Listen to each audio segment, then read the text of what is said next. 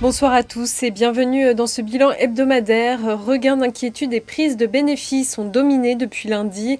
Le CAC 40 clôture dans le rouge sur les 5 dernières séances après 2 semaines consécutives de hausse.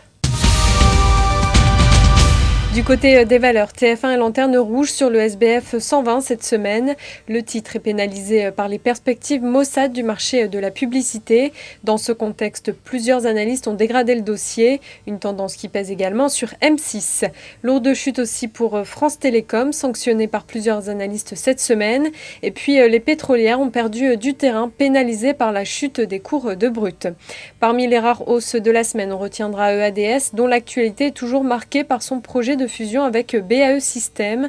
François Hollande et Angela Merkel discuteront demain du dossier. On notera enfin la résistance de certaines valeurs défensives.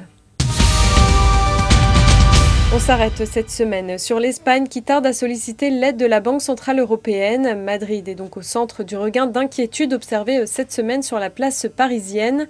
Pour bénéficier du programme de rachat de dette souveraine annoncé par le président de la BCE Mario Draghi le 6 septembre dernier, le gouvernement espagnol doit officialiser sa demande.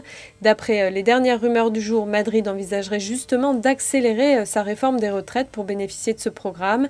Jusqu'ici, elle repoussait sa mise en œuvre, réclamée par la Commission en raison de son impopularité. Si l'Espagne a réalisé hier une émission obligataire avec des taux en baisse, les investisseurs estiment que la détente sera de courte durée. À terme, le pays doit demander de l'aide. C'est la fin de ce flash, très bon week-end à tous et puis prochain rendez-vous lundi dès 9h30.